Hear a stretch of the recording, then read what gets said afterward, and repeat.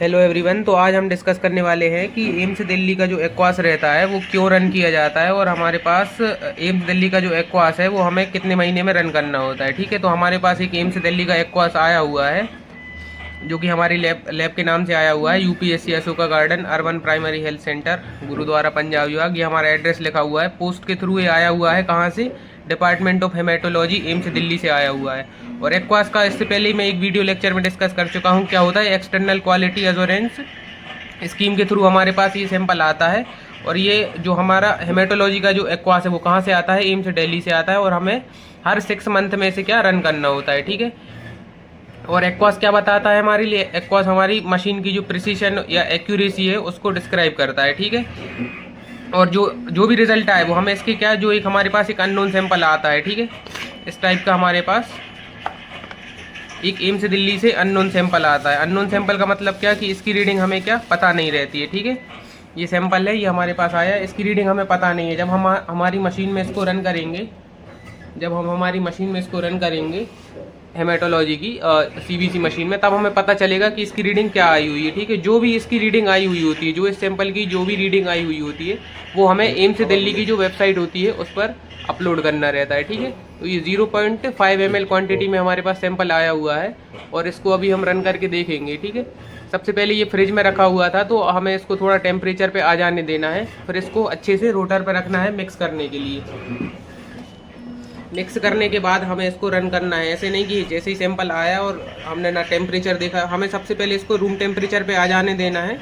इसके बाद हमें क्या करना है, इसको रन करना है। ठीक है, और अच्छे से मिक्स कर लेना है सैंपल को।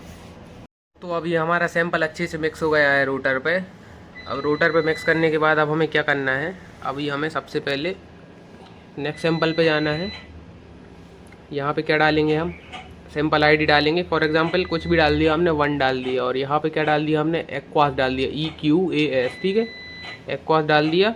इसके बाद एक्वास डालने के बाद एक्वास 1 डाल देते हैं जैसे हम। ठीक है, सैंपल आईडी 1 और एक्वास 1, इसको हमें 2 बार रन करना है। एक बार इसी सैंपल से एक बार लिखना है एक्वास 1 और एक बार लिखना है एक्वास 2 लिखना है। ठीक है, 2 बार हमें इस सैंपल को रन करना है और जो भी रीडिंग आएगी वो हमें क्या करना है,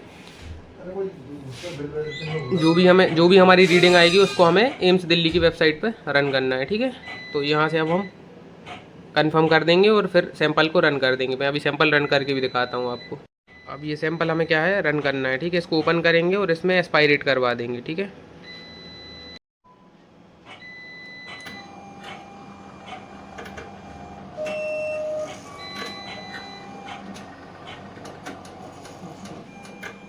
अभी हमारा ये क्या हो रहा है, ये रन हो रहा है। ठीक है, सैंपल जैसे ही हमारे जो भी रिजल्ट्स आएंगे जो भी हमारे रिजल्ट आते हैं वो हमें क्या करना है, एम्स दिल्ली की जो वेबसाइट है उस पर अपलोड करना है। जैसे हमारा अभी ये रिज़ल्ट आ चुका है, जैसे 4.90 मतलब 4900 ये क्या हो आ गए हमारे, WBC आ गए, जैसे RBC, ये सब हमें क्या करना है, एम्स दिल्ली की जो वेबसाइट है उस पर अपलोड करना है। ठीक है,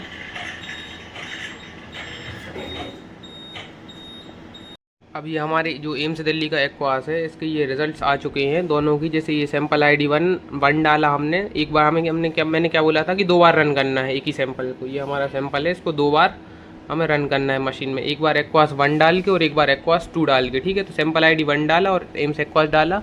इसके बाद फिर हमने क्या डाला, नेक्स्ट। ठीक है, फिर इसमें भी हमने क्या डाला, सैंपल आईडी 2 और एक्वास 2 और रन कर दिया नॉर्मल सैंपल की तरह। ठीक है, इसमें हमें और कुछ भी इसमें वो नहीं करना रहता, बस पेशेंट आईडी में हमने एक्वास डाला और रन करके और रन कर दिया। ठीक है, फिर जो हमारे ये 2 रिजल्ट्स आए, जैसे एक्वास ये 1 के और एक्वास 2 के। ठीक है, एक ही सैंपल से 2 बार एक्वास रन करना है हमें। ठीक है, इसके बाद जो भी फिर इनका हमें एक पिक क्लिक कर लेना है और वही हमें क्या करना है, ये रिजल्ट्स भी हमें अपलोड करनी है, जो वैल्यूज़ आई है एम्स दिल्ली की जो वेबसाइट है और उस पर। और हमें क्या करना है कि जो पिक हमने 2 पिक खींची हैं, एक्वास 1 और एक्वास 2 की, वो भी हमें अपलोड करना रहता है वेबसाइट पे। वो भी मैं अभी आपको करके दिखाऊंगा। ठीक है, अब हमें क्या, एम्स दिल्ली का जो एक्वास है उसको सर्च करना है। ठीक है, एम्स दिल्ली एक्वास। ठीक है, करो। इसके बाद अब हमें क्या करना है, हमारी जो आईडी बनी हुई है एम्स दिल्ली के एक्वास की उसको लॉगिन कर लेना है। ठीक है, लॉगिन करने के बाद जो एक्वास का रिजल्ट्स आया है उसके बाद अब हमें क्या करना है, एम्स दिल्ली की जो हमारी एक्वास की वेबसाइट बनी हुई है उस वेबसाइट को हमें लॉगिन करना है। लॉगिन करने के बाद हमें क्या करना है, जो हमारा सबसे पहले हमें क्या डालना है, इसमें हमें डालना है जो हमारा मैन्युफैक्चरर है, ठीक है। तो इसमें से हमारा कोई सा भी नहीं है, मैन्युफैक्चर मतलब जो हमारी सीबीसी मशीन जिस कंपनी की है, तो हमने आधार डाल दिया इसमें, ठीक है।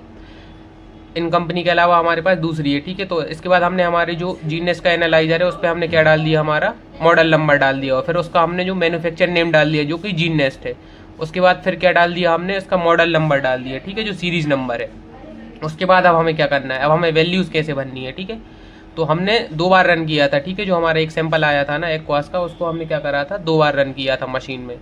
तो दोनों बार अलग अलग वैल्यूज़ आई थी। तो जो जैसे अब हमारी एक बार WBC की हाई वैल्यू आई थी और एक बार लो वैल्यू आई थी, ठीक है। तो जो हाई वैल्यू आई थी, जैसे 4.87 आया था और एक में आया था 4.85, तो जो हाई वाली वैल्यू आई थी वो हाई में डालना है, ठीक है। जो मतलब जो ज़्यादा वैल्यू आई 2 बार WBC, जैसे हमने 2 बार लगाया फॉर एग्जाम्पल, तो एक बार WBC 4.87 आया और एक बार आया 4.85। तो अब हमें क्या करना है, जैसे जो यहाँ पे क्या लिखा हुआ है, नंबर 1 WBC हायर वैल्यू, तो हायर वैल्यू इसमें डाल देंगे और लो वैल्यू इसमें, ठीक है। उसी प्रकार से हम उसी CBC को देखते जाएंगे, जो भी हमने लगाए थे ना अभी रिजल्ट, उनको देख के इनको भरेंगे इनमें। अब जैसे दो बार लगाया हमने, तो एक बार हमारा RBC आया 4.42 और एक बार आया 4.08। तो 4.42 हाई है और 4.08 लो है, ठीक है। तो हाई में हाई भरना है और लोअर लिखा हुआ है तो इसमें लो वैल्यू भरनी है उन्हीं CBC को देख देख के, ठीक है। तो इन्हें हमें यहाँ तक सारी वैल्यूज़ हमें भर देनी है। जैसे ये सैंपल नंबर 1 है ना, बस इसी यहाँ तक भरना है, इसके नीचे हमें रेटिकुलोसाइट में कुछ नहीं भरना है। सैंपल नंबर 3 पेरिफेरल स्मीयर, इसमें भी कुछ नहीं भरना है, ठीक है। इसके बाद जो हमारे पास डेट आई है, ठीक है, तो हमारे पास कितनी 4 दिसंबर 2024 को आया है सैंपल और हमने 5 को इसको रन कर दिया है, ठीक है। और ये फिर यहाँ पे क्वालिटी ऑफ स्पेसिमेन में नंबर 1 डालना है, ठीक है। और इसके बाद ये करके हमें ये सब भर के यहाँ पे वैल्यूज़ वगैरह और एक और चीज़ का ध्यान रखना है, जो भी हमने अभी हमने जो हमारी पिक क्लिक करी थी, मैंने बोला था आपसे कि अभी हमें जो भी हमारे रिजल्ट्स आए हैं उनकी हमें फ़ोटो खींच लेनी है, ठीक है। तो उन फोटोज़ को हमें यहाँ पे अपलोड करना है।